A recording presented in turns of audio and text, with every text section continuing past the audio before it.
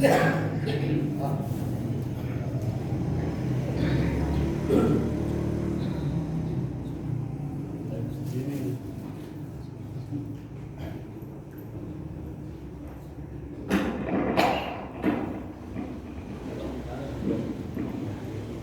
aja.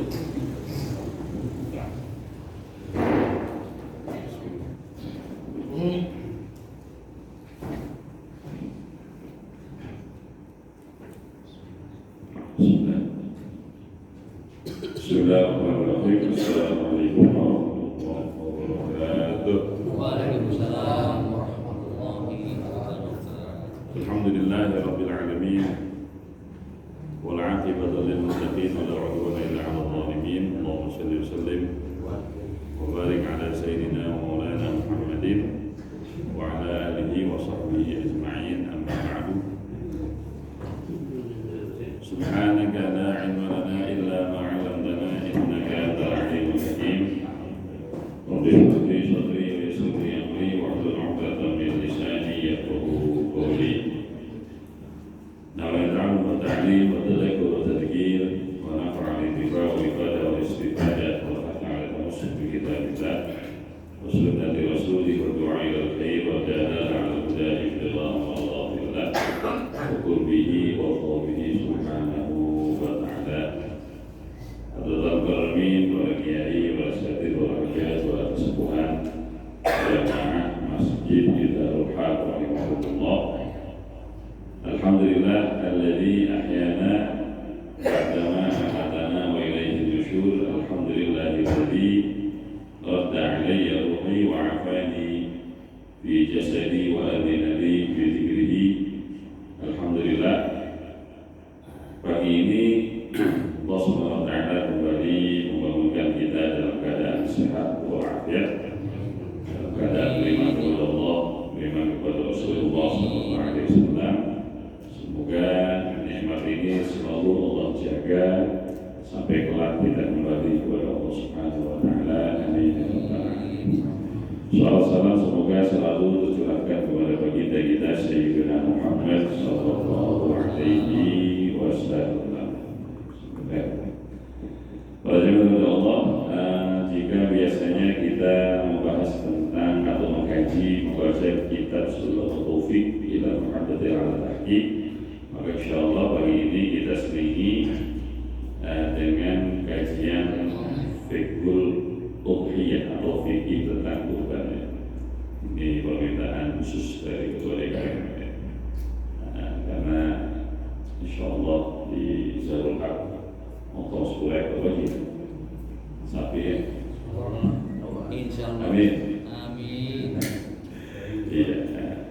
Kalau nanti mau diselingi fikih nikah juga boleh. Kalau ada, saya tahu ada yang mau nikah lagi ya. Nah, kita bahas ini. Yang belum. Bismillahirrahmanirrahim. Saya ambil dari kitab Al-Fiqhul Islami wa Adillatuhu. Nah, ini fikih muqarrah atau fikih perbandingannya. Ini karya dari Dr. Wahbah Suhaimi. Bismillahirrahmanirrahim. Qala musannif rahimahullah ta'ala bihi wa bi'umri bidaraini. Amin. Pertama, dalil disyariatkannya udhiyah. Udhiyah ini kurban ya. Dari Al-Quran. Bismillahirrahmanirrahim. Amal kitabun fa qawluhu ta'ala fasalli li rabbika wanhar. Nah, ini dalil disyariatkannya kurban. Juga ayat yang lain, karena wanhar sini nahar itu menyembelih ya. Nah, makanya hari Idul Adha itu nama lainnya adalah Yaumun Nahri. Nah, jadi selain hari Idul Adha namanya juga Yaumun Nahri. Nah, itu hari penyembelihan ya. Ayat yang lain, wal budna ja'alnaha lakum min sya'airillah. Dan onta-onta, ini budna itu jamak dari badana. Ja'alnaha lakum, kami jadikan untuk kalian sya'airillah. Nah, ini bagian dari syiar agama Allah ya. Nah, jadi hewan-hewan kurban itu sebagai syiar agama Allah Subhanahu wa ta'ala. Makanya ada riwayat mengatakan Azimu dhahaya mubainah ala sirati matayyakum ya. Dengan berbagai perdebatan makna dari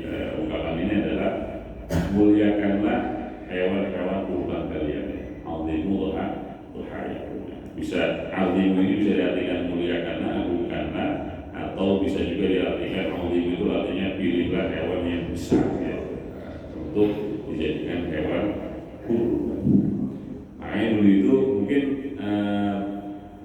merancang dari hadis ini ya, orang tua kita dulu itu, tapi sekarang sudah nggak lihat lagi. Kalau dulu di kampung itu kan, hewan-hewan kurban khususnya domba ya, itu sama orang tua itu sebelum hari hanya udah dimandi cukup klinis ya, dimandi, terus sebelum dibawa ke tempat yang beli itu dipasang itu pakai putih di punggungnya, pakai parfum, pakai misi, pakai sapau, pakai apa. Jadi kambing sama orangnya wangian kambingnya gitu ya. Iya, dulu juga saya terserahnya kok kenapa diginiin ya, mau disembelih atau potong juga gitu kan. Nah, mungkin belajar dari hadis itu ya orang tua kita dulu itu. Bisa jadi mereka nggak pernah baca hadis itu kan, tapi mungkin paham dari dulunya. Iya, masya Allah orang tua kita dulu. Mereka nggak belajar tapi mantap gitu ya. Kalau kita belajar nggak dipakai. Iya, sekarang ada kayak gitu bangga ya. Karena sekarang itu kurang ini juga sama kambing apa hewan kurban itu ya. Ada yang suka dibetok gitu ya, ada yang suka diseret gitu ya. Kalau buat kita dulu juga ditutup pelan ya, udah rapi, udah disisirin, udah diwangiin pakai kafan, kayak kafan. Ya, kalau selama saya itu kayak kafan yang ditaruh di punggungnya. Ini juga belajar dari hadis itu. Karena kenapa? Karena misya'airillah ya, itu bagian dari syiar agama Allah. Dan kata Allah, "Wa man yu'azzim sya'airallah fa innaha min taqwal qulub." Ya. Dan siapa yang bisa mengagungkan syiar-syiar Allah, maka itu bersumber dari ketakwaan hati. Makanya kita kenapa memuliakan Ka'bah ya? Karena syiar. Kalau hakikatnya mohon maaf, Ka'bah cuma batu aja. Karena saya ngomong ya, bahasa kasar itu ya, kami itu ya cuma batu, nggak ngasih foto, nggak ngasih manfaat. Kalau seandainya aku nggak melihat Rasulullah mencium, aku nggak mau menciummu. Tapi sekali lagi logikanya beliau tunduk kepada syariat, ya. Karena memang beliau melihat Rasulullah SAW mencium Hajar Aswad, ya ini perlu ikut gitu. Nah ini kan antara hakikat dengan logika. Nah, tapi karena batu itu sudah dijadikan syiar Allah, syiar agama Allah maksudnya jadi mulia. Ka'bah atau tempat-tempat bersejarah ya, sama kayak masjid gitu ya. Kadang bangunan diskotik lebih bagus dari masjid ya. Orang diskotik bisa berani mudah gitu ya, atau apa di masjid ada berani mudah ada. Iya, karena sudah kita anggap ini sebagai syiar, sebagai tanda-tanda apa ya syiar agama Allah Subhanahu wa Ta'ala. Nah ini dari Al-Quran di sini. Dan dari Al-Quran dan dari hadisnya banyak sekali. Saya beri satu aja. Dari Sayyidah Aisyah radhiyallahu anha, ini riwayat Imam Hakim, Imam Ibnu Majah juga Imam Tirmidzi ya, hadis yang sah. Ma'amila ibnu Adam yawman nahri amalan ahabba ila Allah Ta'ala min iraqatid dam. Jadi tidak ada amalan yang dilakukan oleh manusia pada hari nahar. Jadi saya bilang ya, yawman nahar itu hari Idul-Adha, karena hari penyembelihan. Amalan, satu amalan ahabba ila Allah yang lebih Allah sukai min iraqatid dam dibanding mengalirkan darah. Iya, jadi pertumpahan darah ya. Itu amalan yang paling Allah sukai di hari nahar. Innaha la ta'ti yawmal qiyamati bi quruniha wa dhafiha wa sya'riha. Sesungguhnya hewan kurban yang disembelih itu akan datang pada hari kiamat nanti lengkap dengan tanduknya kalau ada ya, wa dhafiha dengan kuku-kukunya, wa sya'riha dan dengan rambut dan bulu-bulunya. Makanya nggak boleh dijual, ya nggak boleh dijual. Kalau dijual di akhirat nggak datang tuh. Ya, datang kambing atau sapi nggak ada kulitnya, nggak ada kepalanya, nggak ada kaki tangannya. Kenapa? Karena waktu disebutnya dijual. Baik. Wa inna dama la yaqa'u min Allah azza wa jalla li makanin qabla an yaqa 'ala al-ard. Sungguhnya darah yang mengalir dari hewan kurban yang kita sembelih itu sudah menempati posisi yang mulia di sisi Allah sebelum dia menetes ke tanah. Nah, ini isyarat saking cepatnya ibadah kurban itu diterima oleh Allah Subhanahu wa Ta'ala. Bila potong itu darah belum netes ke tanah sudah menempati posisi mulia di sisi Allah Subhanahu wa Ta'ala. Fatimu biha nafsa, makanya ikhlaskan.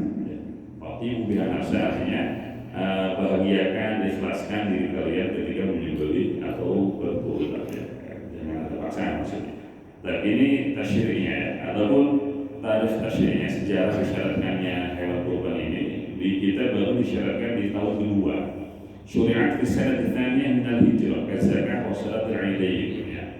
Ini baru disyaratkan pada tahun kedua Hijriah. Nah, berarti fase Makkah belum ada tuh syarat kurban. Nah, di Madinah pun baru di tahun kedua bersamaan dengan disyaratkannya zakat. Zakat fitrah juga sholat 2 hari raya. Nah, itu baru ada di tahun kedua Hijriah. Nah, adapun hukumnya, hukum asal dari udhiyah berkurban ini ada 2 pendapat ya. Satu sisi mazhab Imam Abu Hanifah dan pengikutnya, dan sisi lain mazhab jumhur yaitu Imam Malik, Imam Syafi'i dan Imam Ahmad bin Hanbal. Pendapat yang pertama ini mazhab Abu Hanifah, innaha wajibatun marratan fi kulli 'amin. Jadi sungguhnya udhiyah itu berkurban itu wajib hukumnya setiap tahun 1 kali. Nah, cukup sekali setahun. Tapi hukumnya wajib. Alal mukimin, kepada mereka yang sedang ada di tempat tinggalnya, bukan musafir. Ya, selama dia mukim maka kurban itu wajib setiap tahunnya. Min ahlil amsar, dari warga kota. Ini mengeluarkan nanti orang-orang yang masih nomaden ya. Dulu kan masih ada orang-orang Korea, orang-orang yang tinggal di padang pasir bila-bila ya. Ini nggak wajib untuk mereka. Nah, tapi yang sudah tinggal di satu tempat di kampung itu wajib setiap tahunnya selama mereka bukan musafir. Pasti. Wa ghairu Hanafiyah, tapi selain Abu Hanifah mereka berpendapat innaha sunnatun muakkadatun ghairu wajibatin. Nah, jadi udhiyah itu hukumnya sunnah muakkad. Muakkad itu artinya yang sangat dianjurkan, sangat didekatkan. Ghairu wajib, enggak sampai wajib. Nah, wajib perlu tarkuha lil qadir 'alaiha, tapi makruh meninggalkan berkurban bagi yang mampu. Nah, ini mazhabnya Imam Malik wa dzalika 'inda al-Malikiyyah 'ala al-mashhur. Ini pendapat yang familiar ya, pendapat yang masyhur di kalangan mazhab Imam Malik radhiyallahu anhu. Ada mazhab Imam Syafi'i, berkurban itu hukumnya sunnah kifayah ya. Sunnah kifayah itu baitin. Jadi sunnah kifayah itu sama dengan fardu kifayah. Cuma bedanya ini fardu, ini sunnah. Ya. Sebagaimana fardu kifayah itu kewajiban kepada semua. Tapi jika ada 1-2 orang atau sekelompok yang cukup melakukan, maka gugur kewajiban dari semua. Ada pahala khusus untuk yang melakukannya. Nah, itu kan definisi fardu seperti itu ya. Ini ada sunnah kifayah. Sunnah kifayah itu kesunahan yang dibebankan awalnya, ya dianjurkan bukan dibebankan, karena kalau beban itu ada kayak unsur dosa juga dibebankan ya. Nah, ini anjuran lah sifatnya.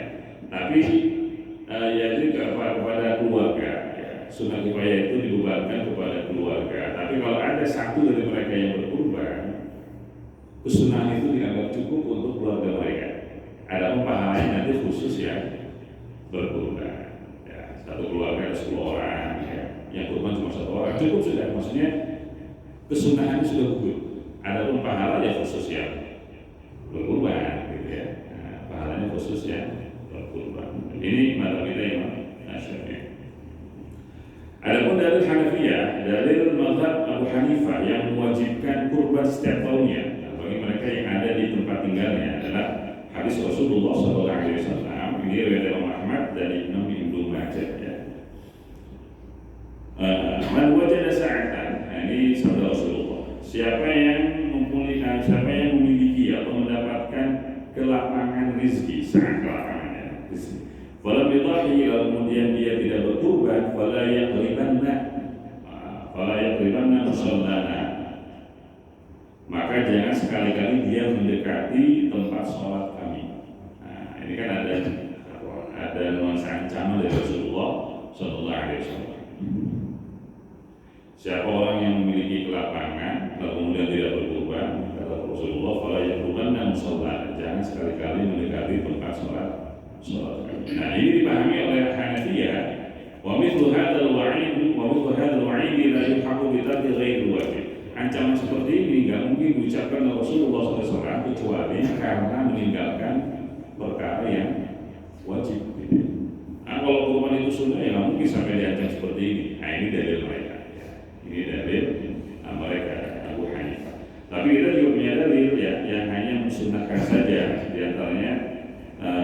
dari Abdullah bin Abbas radhiyallahu anhu, beliau berkata, "Sami'tu Rasulullah sallallahu alaihi wasallam yaqul." Aku mendengar Rasulullah sallallahu alaihi wasallam bersabda, "Salatun, tiga perkara, hunna alayya faraidu, ketiganya itu wajib atasku, wa hunna lakum tatawwu'un." Dan tiga perkara itu sunnah untuk kalian. Apa? Al-witru, salat witir, wa nahru, menyembelih hewan kurban, wa salatu duha, dan salat duha. Ya, ini wajib untuk Rasulullah, tapi sunnah untuk kita. Ini dalil kita ya, yang hanya mensunahkan menyembelih hewan kurban. Orang Tirmidzi dan Imam Tirmidzi juga meriwayatkan, umirtu bin nahri wa huwa sunnatun lakum. Aku diperintahkan untuk menyembelih hewan kurban, tapi dia sunnah untuk kalian. Ya. Jadi simpulannya masing-masing punya dalil. Abu Hanifah mewajibkan, tapi mazhab yang lain hanya mensunnahkan saja. Baik. Lewat-lewat aja. Sekarang syarat hewan yang bisa dikurbankan. Pertama, ini yang sudah kita pahami ya. Pertama, hewan itu harus sehat. Salamatul hayawan al-mudhha bihi, ya, keselamatan hewan yang akan dikurbankan. Nah, di antara maksudnya selamat di sini nggak boleh ada aib ya. Ada 4 aib, 4 cacat yang menjadikan nanti hewan itu tidak sah dikurbankan. Apa itu? Pertama, al-aul bayyin, hewan yang buta. Bayyin, aul bayyin itu artinya matanya hilang satu, ya, matanya hilang satu, pelipur 2 gitu ya. Tapi di sini al-bayyin itu artinya hilang, bola matanya sampai hilang gitu ya. Kalau sekedar misalkan dia berair gitu ya, mungkin kali sedih ya, dibawa dari kampungnya kan, masih nangis gitu, itu nggak apa-apa, selama nggak sampai hilang bola matanya ya. Jadi yang jadi aib sampai tidak sah itu kalau sampai al-aul bayyin yang jelas, buta yang jelas, yang nyata gitu, hilang bola matanya.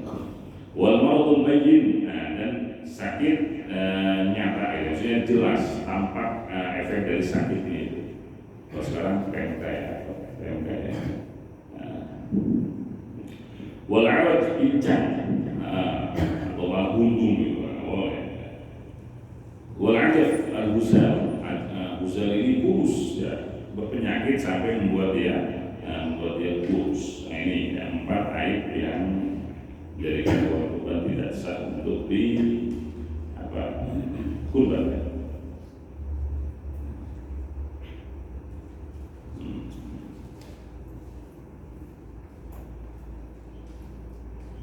Baik, itu di hewannya. Langsung ke permasalahan yang biasa di awal dulu dia. Waktu ya.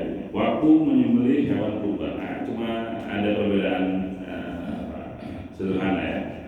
Intinya disembelih pada hari raya dan hari tasyrik. Cuma nanti bedanya antara kita dengan Hanafiyah.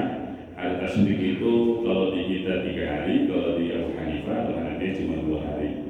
Maka nanti sunnahnya di hari ketiga dari hari H, berarti hari H, hari tasyrik pertama, hari tasyrik kedua, usahakan sudah selesai ya penyembelihan hewan kurban. Karena kalau nanti sampai hari keempat atau hari ketiga tasyrik, itu kalau hari sudah tidak boleh, karena sudah bukan hari penyembelihan. Karena kata beliau tasyrik itu cuma 2 hari. Ya khurujun nafila saja, yaitu menghormati pendapatnya Abu Hanifah. Tapi kalau misalkan saking banyaknya gitu ya, sampai nggak sempat ngomong kecuali hari keempat ya apa-apa. Karena memang mata kita yang Syafi'i membolehkan nyembelih kurban sampai hari tasyrik ketiga, berarti ada waktu 4 hari dari hari hanya. Nah sekarang jenis hewannya ya, jenis hewannya yang boleh dijadikan kurban. Ittafaqul ulama ala anna al-udhiyata la tasmina min na'am. Jadi sepakat para ulama bahwa kurban itu tidak sah kecuali dari hewan ternak ya, ibil ya, yang maksud na'am itu hewan ternak, yang maksud ternak sini adalah ibil, onta, bakor ya, sapi. Wa minha jamus. Nah, sejenis dengan sapi itu kebo ya, jamus itu kebo ya. Boleh ya. Nah, bawalah kambing. Nah, kambing ini dengan 2 jenisnya. Kalau di fikih itu ada 2, ada dha'n, domba yang ada bulunya, domba ya. Ada lagi ma'is. Ma'is itu yang ada bulunya. kambing Jawa ya. Nah, kambing Jawa ya, atau etawa gitu ya, kambing Jawa. Boleh gitu ya. Bisa ikan waiha dengan berbagai jenisnya. Fayashmulu dzakara wal untha, dari semua jenis ini boleh yang jantan, boleh yang betina, boleh. Soalnya betina lebih murah apa apa sih. Walaupun afdalnya yang jantan, tapi kalau seandainya ada yang cuma betina, afdal silakan, masalah. Boleh.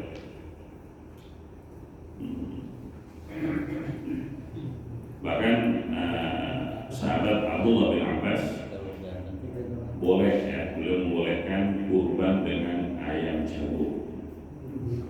Di kita yang jago. Karena kata beliau yang dimaksud, yang dituju dari kurban itu adalah iraqatud dam, mengalirkan darah ya. Yang penting ada pengaliran darah ya silakan. Itu pendapat beliau pribadi ya, Abdullah bin Abbas. Ya kalau misalkan mau kurban pakai ayam jago, ntar aja ya. Maksudnya jangan pas hari haji bawa masjid, repot ya. Nah misalkan hari atas ini kedua atau atas ketiga gitu ya, pas orang-orang udah belum tuh sama daging kambing itu ya, nah potong ayam sih, potong ayam dari kurban itu atau lebih Abbas ya, bagi-bagi tetangga ya. Kalau pas hari hanya orang masih demen sama kambing sapi, hari ketiga tuh udah mabuk gitu ya, nah bagi daging ayam. Kalau yang nanya, udah makan aja. Baik, ya kalau mau ikut pendapat beliau ya silakan. Jangan kambing. Baik, ya sekedar wawasan ya. Kalau beliau membolehkan kurban dengan ayam jago.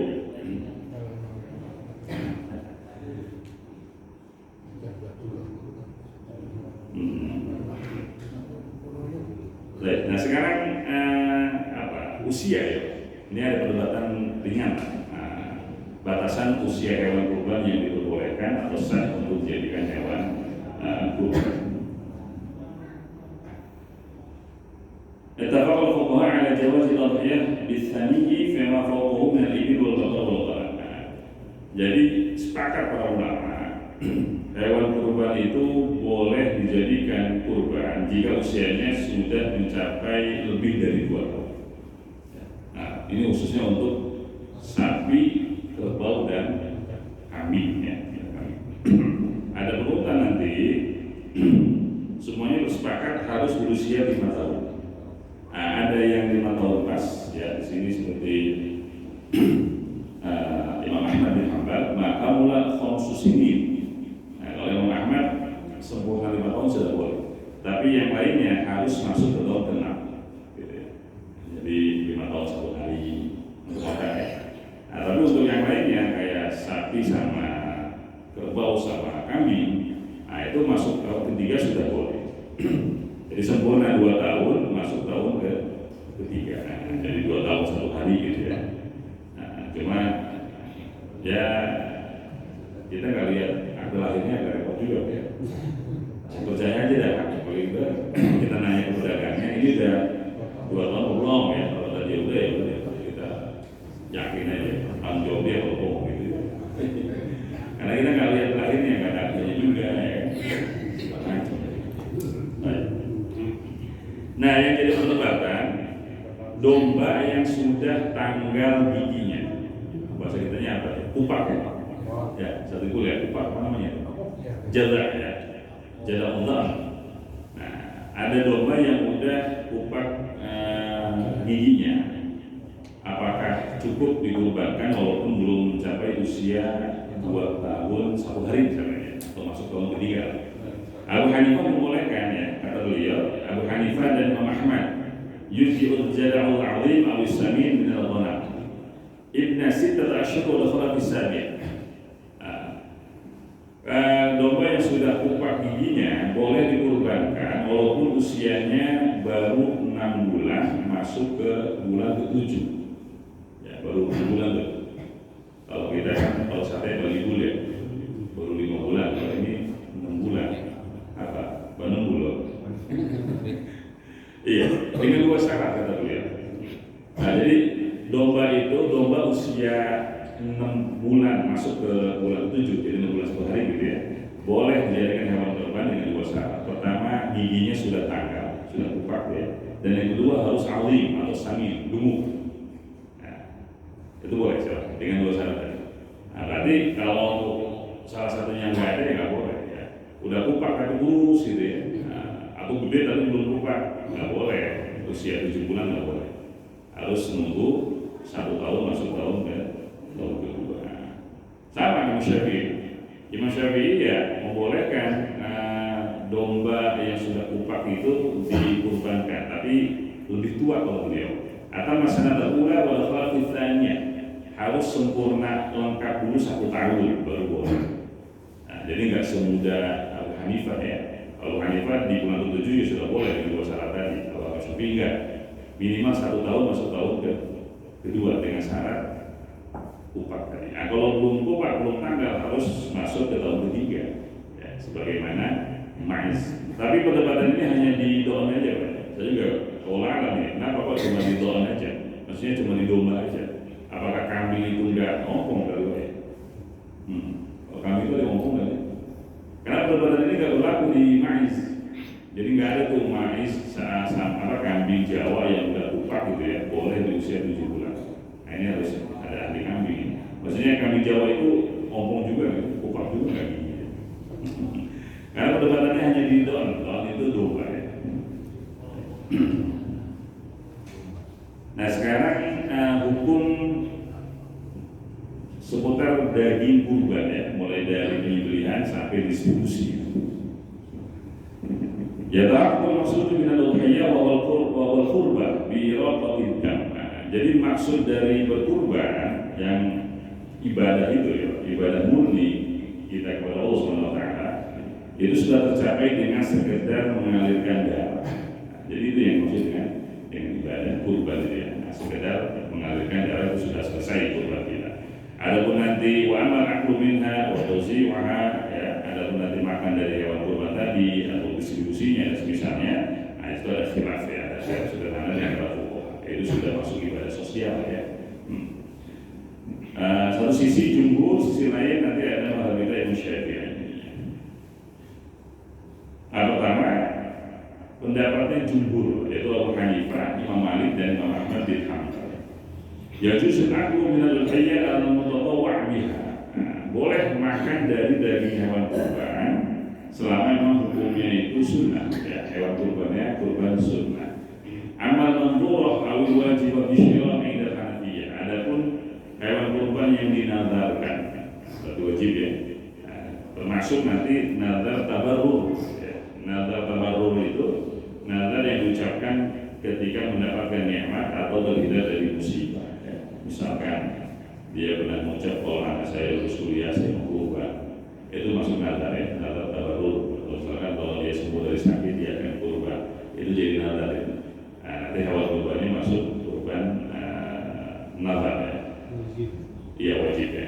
Awil wajib bisyirah. Nah ini tidak Hanafi. Jadi di mazhab Abu Hanifah Pak, kalau kita beli hewan kurban niatnya untuk kurban, nah, misalkan ditanya orang, Pak mau mana? Kalau saya mau beli kambing buat kurban, nah, itu sekedar beli untuk kurban udah jadi wajib itu. Ya. Niat beli hewan kurban untuk dikurbankan menurut Abu Hanifah itu sudah menjadi hewan kurban yang wajib. Walaupun nggak ada kata-kata nazar, nggak ada kata-kata apa gitu ya, gitu aja. Nah itu maksud dari al-wajib bisyirah inda Hanafiyah. Nah jadi dengan membeli hewan kurban dengan niat dan untuk kurban itu sudah menjadi wajib. Wayahul aklu minha. Nah dua jenis ini yang dinazarkan dan wajib untuk Abu Hanifah dengan sekedar beli tadi haram dimakan bagian dari hewan kurban tadi. Kama yahul aklu min waladul hayya allati tariduhu qabla dzabah. Sebagaimana haram makan dari daging anak hewan kurban yang lahir sebelum disembelih. Ya. Nah, kata kita bilang boleh ya, boleh kurban dengan jenis betina. Nah, dia beli kambing betina, sapi betina gitu ya, diurusin sebulan, 2 bulan. Nah sebelum disembelih beranak. Nah itu anaknya otomatis jadi hewan kurban. Jadi nggak boleh juga. Ya. Ini Abu Hanifah dengan Imam Syafi'i sepakat dalam hal keharaman memakan daging hewan kurban yang dinazarkan atau wajib. Tapi berbeda tadi dengan Imam Malik dengan 'inda al-Malikiyyah wal Hanabilah wa yajuzu al-aklu min al-mawdhurat kal mutatawwa' biha.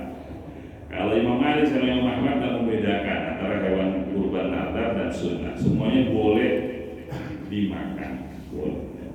Nah, ini solusi ya. Kalau ada yang misalkan pernah makan daging hewan kurban yang nadar, ya ini ada solusi. Imam Malik, Imam Ahmad membolehkan. Tapi nanti wal mustahab ayat jemaah al-mudhari fi hal tatawwu'.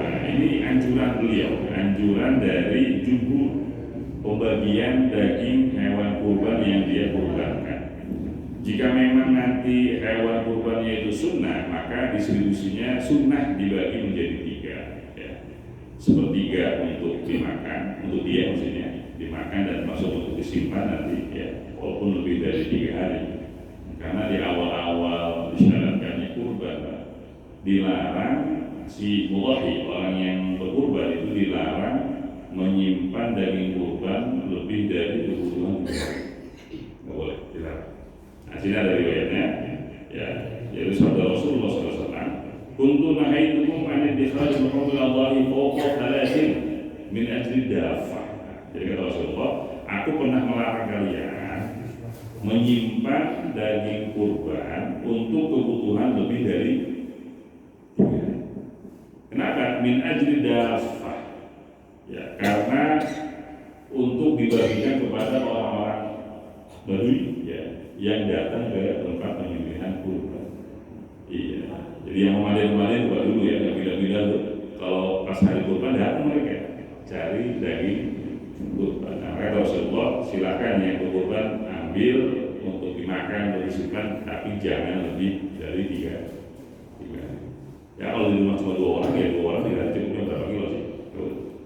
Nah, nggak boleh lebih dari itu.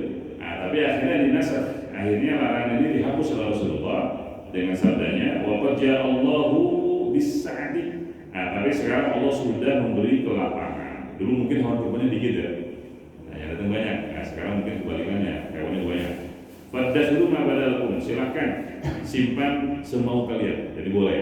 Nah, boleh walaupun sekarang nyimpan untuk 5 hari, seminggu gitu ya. Boleh silakan.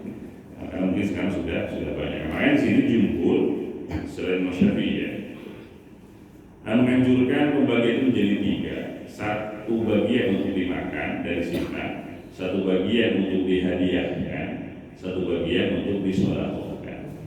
Nah, jadi seperti itu. Nah, sekarang apa bedanya sedekah dengan hadiah?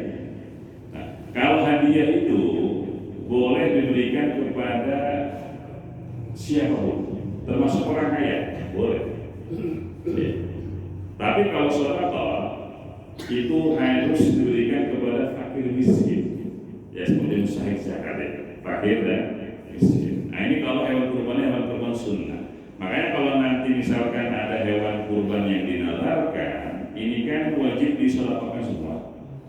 Nah, kita paham dari istilah sedekah, berarti yang menerima ini hanya boleh fakir miskin. Nggak boleh dikasih orang kaya ya, nggak boleh. Nah, makanya nanti kalau misalkan ada yang nyerahin hewan kurban, Pak ini nazar saya, itu dibisarkan nanti. Ya pastikan yang menerima hewan kurban dia itu dagingnya atau apanya ya, yaitu fakir miskin. Ya, nggak boleh orang kaya. Karena orang kaya itu bolehnya hadiah saja. Kalau orang miskin, sedekah. Nah nanti konsekuensinya beda juga. Ketika orang kaya itu menerima daging kurban, itu hanya boleh disampan, hanya boleh dimakan. Maksudnya nggak boleh dijual, ya nggak boleh dijual. Karena untuk mereka itu sifatnya diafah itu hidangan. Beda nanti dengan fakir miskin. Fakir miskin itu kalau menerima daging kurban itu statusnya tamlik, karena sedekah sehingga menjadi tamlik itu dimiliki oleh dia. Sehingga kalau seandainya muber kebanyakan, boleh dijual, silakan. Ya, selama yang diterimanya fakir miskin. Nah, makanya biasanya itu jadi solusi untuk organ-organ yang nggak mau dibagi, ya misalkan kulit, kepala, kaki, buntut gitu ya, tangan gitu. Nah itu silakan kalau yang makan kita kalau menjual nanti di sini ada ya, itu silakan dikasih ke fakir miskin. Kalau sudah mereka menerima, terserah mereka mau dijual boleh dan sebagainya. Nah ini anjuran jumhur ya, dalam pembagian daging kurban. Bagaimana dengan mazhab kita yang Syafi'i? udhiyah wajibah al-manzurah aw al-mu'ayyanah fi qawli matan hadhihi udhiyah aw ja'altu udhiyatan. Nah, oleh Syafi'i masih harus dengan ucapan, enggak sekedar beli otomatis jadi wajib, enggak. Sebagaimana Abu Hanifah. Kalau beliau kurban itu bisa menjadi wajib dengan salah satu dua cara. Yang pertama dinadarkan kayak tadi, ya, kalau saya sepuh akan nadar, kalau anak saya lulus kuliah mau membeli gitu, nadar. Atau memang ditetapkan oleh dia dengan ucapannya ini kurban saya, atau saya jadikan kalau ini kurban. Ya. Nah, dengan ucapan seperti itu, walaupun nggak ada kata-kata nadar segala macam, itu sudah menjadi muayyanah. Ya, hewan yang ditetapkan menjadi hewan kurban hukumnya sama dengan nadar. Nah, makanya nanti jangan bercanda ya. Kalau dengan sapi ditanya Pak itu buat apa? Buat kurban. Nah udah, nggak bisa buat apa lagi itu, buat kurban pokoknya. Ya, nggak boleh diletakkan. La yajuzu al-aklu minha, la al-mudahhi wa la man talzamu nafaqatuhu, wa yatasaddaqu bi jami'iha wujuban. Jadi hewan kurban yang dinadarkan dan yang ditetapkan untuk kurban tidak boleh dimakan apapun dari bagian hewan tadi. Baik yang berkurban atau orang-orang yang wajib dia nafkahi, nggak boleh. Ya. Dan sebagaimana dia nggak boleh, orang tuanya nggak boleh, anak cucunya nggak boleh. Nah, jadi nggak bisa. Udah saya minta buat ibu saya nggak boleh. Ya. Karena selain dia yang dilarang juga semua orang yang wajib dia nafkahi. Orang tua wajib dinafkahi, anak juga wajib dinafkahi. Jadi termasuk orang-orang yang wajib dinafkahi nggak boleh ngambil dari hewan kurban dia ya wajib punya. Kalau nanti mau diambilkan dari yang lain silakan. Ya. Tapi dari hewan kurban dia nggak boleh. Wa yatasaddaq bi jami'i wujuban, wajib disedekahkan semua. Tadi saya bilang ya, perbedaan antara hadiah dengan sedekah. Artinya kata dia wa yatasaddaq wajib disedekahkan. Nah, berarti penerimanya harus fakir miskin. Nah, cari itu ya, ayat siapa yang fakir miskin. Sama ya, kalau ada yang uyul bahwa al muayyan ummihi, ya nanti anaknya juga disembelih, anaknya disembelih sebagaimana ibunya, dan tetap nggak boleh dimakan ya. Loh kan ini anaknya bukan emaknya yang saya katakan, tetap anak itu bagian dari ibu ya. Kalau ibunya nggak boleh, anaknya juga nggak boleh. Dikiaskan kepada susu katanya, kiasan ala laban, dikiaskan kepada susu. Jadi hewan yang sudah dinalarkan untuk kurban itu susunya pun nggak boleh dimakan, nggak boleh diminum ya. Nah, karena susu bagian dari hewan, jadi susu kahim semua. Wa al-udhiyah atau adapun kurban sunnah, fal mustahab lil mudahhi biha an nafsi al-aklu minha. Adapun hewan kurban sunnah, mustahab sunnah ya bagi si mudahhi makan dari daging kurbannya. Nah, makanya sunnah. Kalau bisa yang kurban itu minta dari hewan kurban dia, bukan dari hewan kurban orang lain. Kalau bisa, ya. Kalau bakal ribet ya terserah sih. Jadi kalau bisa, kalau emang nggak ribet, kan suka dapat jatah ya. Nah, wanita itu sebelum dicincang segala macam ya ambil sebagian untuk yang berkurban supaya dapat sunnah ini. Ya, karena sunnahnya itu makan dari daging dia, dari daging hewan dia, bukan dari hewannya. Anak afdal ya afdal aja lagu bagi dia karena luqamin ya tabarruk bi akliha ya beberapa suap ya tabarruk dengan makan daging kurbannya karena memang kata Allah fakulu minha makanlah dari hewan kurban wa atimu al-ba'isal fakir dan berikan makan kepada fakir ba'isal fakir ya. Juga riwayat Imam Baihaqi annahu sallallahu alaihi wasallam kana yaqulu min kabidi udhiyatihi. Rasulullah sallallahu alaihi wasallam itu makan dari hati ya, kabid itu hati hewan kurban. Ya dimakan hatinya, sisanya di sedekahkan. Ya, jangan sebaliknya Pak. Sedekahin sisanya dimakan. Iya. Wal mudhahi aidan yata'amul al-dunya la tamlikum minha syai'an. Ini saya bilang tadi. Bagi orang yang berkurban boleh memberi makan orang kaya. Jadi diafah, sifatnya hidangan ya. La tamlikuhum minha syai'an, bukan memilikan kepada mereka. Nah, bedanya tamlik dengan diafah tadi. Kalau diafah hanya boleh dimakan ya, kalau tamlik dijual pun boleh. Bal yursalu ilaihim ala sabilil hadiyah. Tapi dikirim ke mereka atas dasar hadiah. Duna ayat tasawufi min bai' ghairi, karena memang ini hadiah atau tiapa, orang kaya yang menerima daging kurban tadi nggak boleh menjualnya. Kelebihan sedekahin, nggak boleh bawa pasar dijual, kelebihan jual.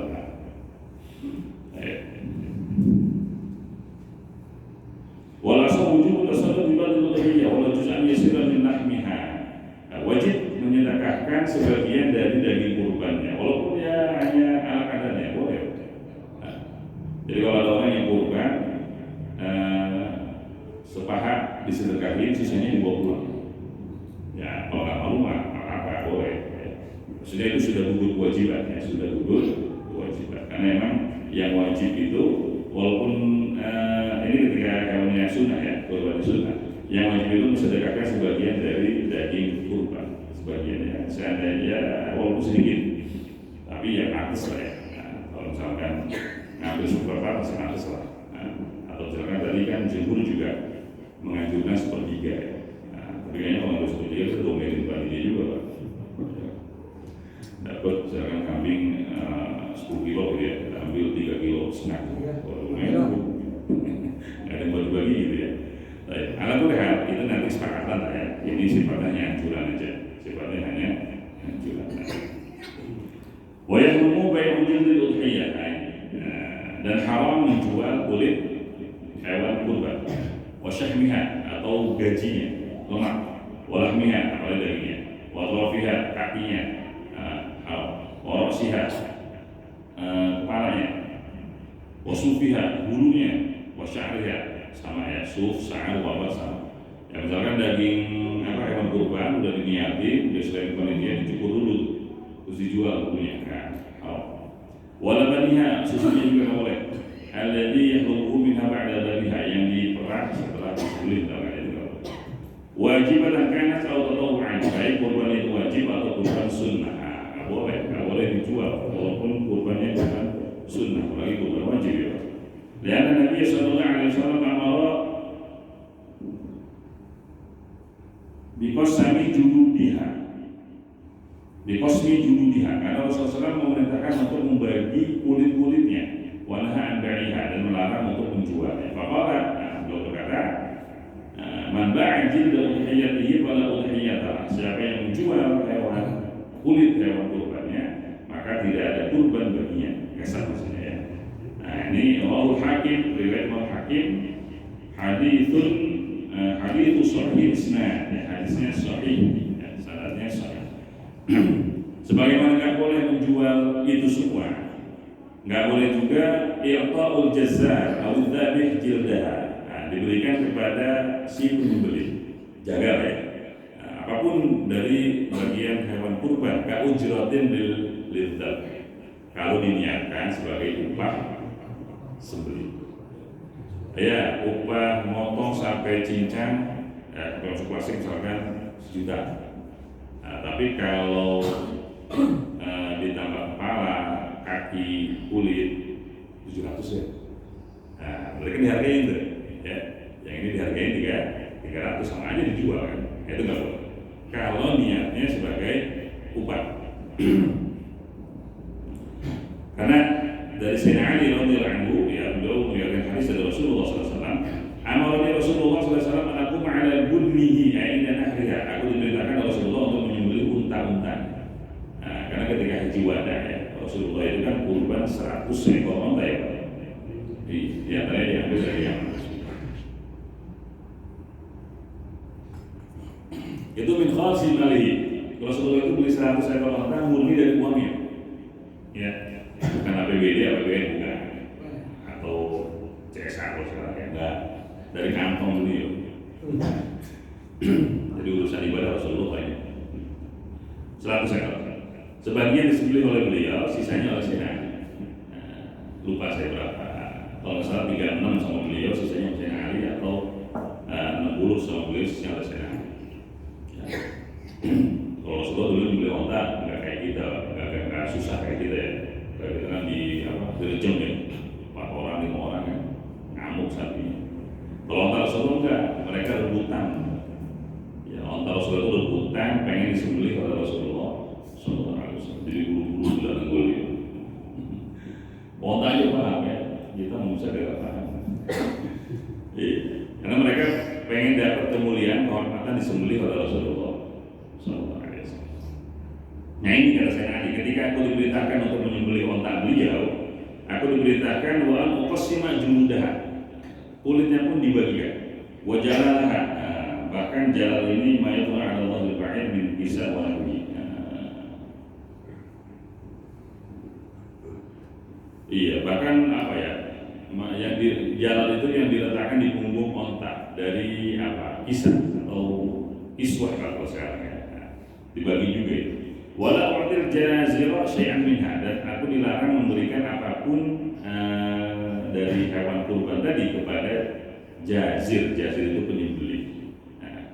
Wa qala nahnu nu'tihi min indina, karena kami memberi dia sebagai upah dari kami, bukan dari hewan kurban tadinya. Tapi apakah lalu ini melarang kita memberikan sesuatu dari hewan kurban kepada si penyembelih? Enggak juga. Yang nggak boleh itu kalau diniatkan sebagai upah. Ya. Kalau memang dia fakir, ya boleh atas dasar sedekah, ya. Atau misalkan dia kaya, ya atas dasar hadiah. Ya. Selama tidak dikurangi upah yang sudah disepakati, maka pemberian itu tidak dianggap upah. Ya. Silakan. Kalau sakit, baraula ada beliau. Bahkan diprioritaskan, ya anahu basyarah. Kalau mau sedekah itu prioritaskan ke si penyembelih. Kenapa? Karena dia yang menangani langsung, dia yang lihat, dia yang ngasih gitu ya. Ya walaupun dia dibayarkan, lihatnya ada aja gitu ya. Pengen kasih segala macam. Ya kalau memang ada niat sedekah ya kasih yang penyembelih, walaupun udah lupa gitu. Sekedar gitu. Baik. Ya ini larangan untuk menjual, tapi nanti Abu Hanifah ya, atau sepakat para ulama, walillahi ayat tafi'a bi jidil udhiyati isti'mali fil bait kajarabi masaqain wa farwin wa ghairil munahya. Yang enggak boleh itu dijual, tapi kalau dimanfaatkan boleh. Nah, yang kurban minta kawan kulitnya ke kulitnya buat saya mau jadiin tempat minum jeruk, atau sakok sama air gitu ya. Fau itu ya tikar gorbal itu buat ngayak terigu ya. Kalau di Tarim itu masih ada Pak, yang itu masih ada masjid-masjid yang nyiapin air minum di sakok ya, di kulit kambing itu. Jadi udah dalamnya air. Jadi kalau mau minum tinggal dibuka aja dari plasternya. Nah, lumayan dingin juga. Masih ada, kalau sekarang mau bikin boleh ya, itu hak ya. Kambingnya dibuat pakai semua gantung gitu malu. Nah, orang kalau minum dari situ, sebagai galon. Nah, karena memang boleh dimanfaatkan, Abu Hanifah ini istihsan. Beliau ini berdalil dari kebolehan si pemilik hewan kurban memanfaatkan kulitnya dan yang lainnya. Hanya beliau ya, mazhab yang lain nggak membolehkan. Boleh menjual kulit hewan kurban dengan cara barter. Barter itu ditukar dengan benda-benda atau barang-barang yang tidak habis ketika dimanfaatkan. Yang tidak habis ketika dimanfaatkan. Ya, kayak karpet misalkan, ya, atau masjid, AC misalkan, atau mimbar misalkan, ya. Akhirnya sama dengan intifak. Jadi alasan beliau itu sebagaimana boleh memanfaatkan zatnya, ya boleh juga ditukar dengan benda lain asal bisa dimanfaatkan tanpa menghabiskan zatnya.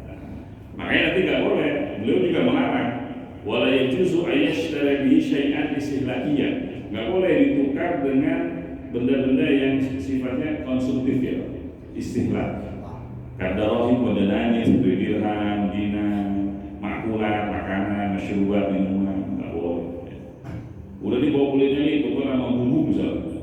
Kan panitia mau masak, ya, masak semua gitu ya buat makan. Nggak boleh. Pada itu supaya didukung istilah iya, nggak boleh ditukar dengan uang atau dengan barang-barang yang sifatnya konsumtif. Ya. Maksudnya habis ketika dimanfaatkan. Ya kayak cabai gitu kan, bumbu yang habis. Gitu. Walau itu coba intifak bil jildi dalil kebolehan memanfaatkan kulit baik dengan zatnya ini cukup atau ditukar dengan benda lain istihsanan ini Abu Hanifah. Dalil dari Sayyidah Aisyah, anna Aisyah radhiyallahu anha ittakhadat min jildi udhiyatiha saqa'a. Jadi Sayyidah Aisyah membuat tempat minum dari kulit kurban. Nah sekarang boleh nggak memberikan daging hewan kurban kepada orang kafir, muslim? Boleh nggak? Nah, di sini kata Imam Malik, wa yukrahu 'inda al-Malikiyah ayyut'ama minha yahudiyan aw nasraniyan. Makruh katanya. Boleh, makruh saja ya. Makruh memberikan daging hewan kurban kepada Yahudi atau Nasrani. Gitu ya. Baik. Wajah dan Hanabilah itu indah al-kafir min udhiyat at-tatawwu' amal wajibah fala yajuzu indal kafirina syai'an. Kalau Imam Ahmad membedakan antara kurban wajib dengan sunnah. Kalau kurban sunnah boleh kasih ke muslim ya, tapi kalau kurban wajib nggak boleh. Harus ke fakir miskin ya, yang muslim. Sekarang kita dapat hewannya dari orang kafir loh, ya kan? Dari BC, Sinarmas, ya kan? Nah kan mereka notabene non muslim ngasih ke kita ya. Ini cuma wawasan aja, dan nggak ada prakteknya. Justru mereka yang ngasih kita ya sebagian. Nah, karena masjid kita juga sudah dapat dari apartemen. Harus ada yang lain. Satu lagi, boleh nggak memindahkan daging hewan kurban ke tempat lain? Ya, ke balad ini berarti negeri ya. Nah, atau misalkan kalau sekarang pulau lain. Bahwa Hanafiyah, Abu Hanifah berkata, yukrahu nakruha kazakat min baladin ila baladin illa ayyan kulaha ila qarabatihi. Makruh sebagaimana memindahkan zakat. Ya. Zakat itu kan harus di tempat domisili. Ya. Kalau kita tinggal di sini, ya zakat kita di sini. Kalau harta kita di mana, maka zakatnya di mana di situ. Ya. Misalkan kita tinggal di Tangerang, kita punya usaha di Surabaya, punya usaha di Medan, ya udah zakat mana di sana. Ya, di tempat di mana usaha kita. Kalau dipindah ke tempat lain makruh. Ya, kecuali dipindah kepada keluarganya. Ya. Nah, jadi saya masuk keluarga sini ya, atau kepada orang-orang yang lebih membutuhkan.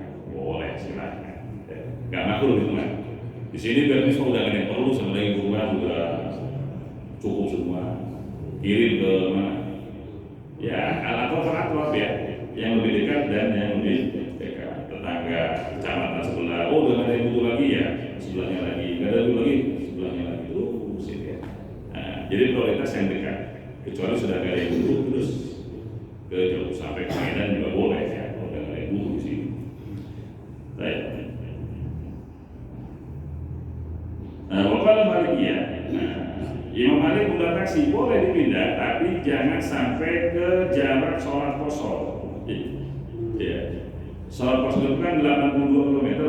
Nah, berarti jangan melebihi radius 82 km.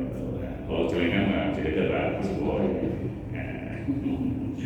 Kecuali kalau di sana lebih membutuhkan sama ya. Jadi kalau kebutuhannya mendesak, boleh dipindahkan, sepakat Abu Hanifah atau Imam Malik membolehkan. Nah, itu hukum memindahkan daging hewan kurban. Dan terakhir yang suka ditanyakan, al-udhiyah 'anil ghair, kurban untuk orang lain. Kalau Syafi'iyah, Imam Syafi'i berpendapat, la yudhi 'anil ghair bi ghairi idzni, enggak boleh kurban untuk orang lain tanpa izin. Nah, karena ini ibadah, harus izin dulu. Nah, maksudnya kita punya anak di mana gitu ya. Tom, mau buat kurban itu, boleh apa enggak? Boleh, enggak boleh. Ya pokoknya izin dulu deh ya. Wala amaitin, juga nggak boleh untuk yang sudah meninggal, almarhumah. In lam yusi biha, selama tidak ada wasiat. Ya. Kalau ada wasiat boleh, kalau punya duit, boleh mati, kurbanin. Nah, kebetulan kegusuran, boleh ya. Karena sudah ada pesan sebelumnya, ada wasiat. Liqouli ta'ala, karena firman Allah, "Laisa lil insani illa ma sa'a." Ini dalil Imam Syafi'i melarang kurban untuk orang lain atau almarhum jika tidak ada wasiat sebelumnya. Baik asal biha jasa, kalau ada wasiat sebelumnya boleh kata kita. Wa bi sayyidatu lahu wa yajib tasadduq bi jami'iha 'ala al-fuqara. Tapi Pak, kalau kita kurban untuk almarhum dan almarhumah itu hukum dagingnya sama dengan kurban wajib. Nah, harus disedekahkan semua. Walaysa limudhahiyya wala lighairi min al-aghniya al-aklu minha. Orang yang berkurban, anaknya atau cucunya atau siapapun yang wajib dia nafkahi atau orang kaya nggak boleh makan dari situ. Ya. Dita'adzuri idzil mayyit fil akli, karena nggak mungkin kita minta izin ke almarhum ya. Itu alasan kenapa hukumnya seperti kurban wajib, karena kalau mau ada yang makan izin dulu sama almarhum tuh, udah datang ke makam izin. Kalau belum dengar dia bilang iya, berarti nggak boleh. Kalau simbahnya bilang iya, nggak apa-apa, makan aja. Ini madzhab kita bukan Syafi'i, rada strength, rada keras. Wa qala Malikiyah wa muriha fi wa'd maitin lam yakun ayyanha qabla mautihi fa in ayyanha bi ghairi nadri nudiba lil waris infadhaha. Imam Malik makruh, boleh berarti cuma makruh aja. Makruh kurban untuk almarhum yang belum menentukan hewan kurbannya sebelum meninggal. Tapi kalau sudah ditentukan, silakan, sunnah. Misalkan ya, emak atau bapak itu ngurusin kambing dari kecil, emang dia buat kurban. Belum mencapai usia kurban, udah meninggal duluan. Kambingnya baru setahun, misalkan ya, meninggal duluan. Nah, tahun depan kan udah tahu tuh kurban. Itu mah sunnah. Tapi kalau nggak ada seperti itu, ya nggak ada niatan atau belum menentukan hewan kurbannya, makruh. Tapi boleh, makruh aja. Yang paling gampang ini mazhabnya Hanafiyah dan Hanabilah. Ya, nggak apa-apa kita pindah mazhab, boleh. Tutba'ul udhiyah an mayyitin, boleh membeli kurban untuk almarhum almarhumah. Wa yuf'alu biha an hayyin min at-tasadduq wal aqrab. Ya. Dan distribusinya sama seperti hewan kurban sunnah. Boleh disedekahkan, boleh dimakan. Ini boleh ringan ini. Ya. Jadi nggak wajib disedekahkan semua, boleh juga dimakan. Wal ajru lil mayyit, dan pahalanya untuk almarhum, sebutin namanya nanti. Lakin yahrumu ila Hanafiyah al-aqlu min al-udhiyah allati dhahabi al-mayyit amrihi. Tapi kalau ada perintah dari almarhum berwasiat, ya, itu haram dimakan. Sepakat berarti dengan mazhab kita Syafi'i. Nah, jadi kesimpulannya seperti ini. Abu Hanifah membolehkan kurban untuk almarhum dan almarhumah walaupun tidak ada wasiat. Boleh. Nah, ketika tidak ada wasiat, maka hukum dagingnya seperti kurban sunnah. Boleh disedekahkan sebagian, boleh dimakan sebagian. Ini seperti. Poin yang kedua, kalau almarhumah itu sudah ada wasiat sebelumnya, sebagaimana di mazhab kita Syafi'i, boleh silakan. Tapi nanti dagingnya jadi daging kurban wajib, nggak boleh dimakan, harus disedekahkan semuanya. Nah, ini sepakat dengan Imam Syafi'i di poin ini. Cuma bedanya nanti kalau Imam Syafi'i nggak membolehkan kalau nggak ada wasiat, Abu Hanifah membolehkan walaupun tidak ada wasiat. Nah, dan ketika tidak ada wasiat, hukumnya menjadi kurban sunnah, boleh disedekahkan sebagian, boleh dimakan sebagian. Wallahu a'lam bishawab. Mungkin ada pertanyaan sebelum itu. Bisa. Ya, baik. Nah, itu daripada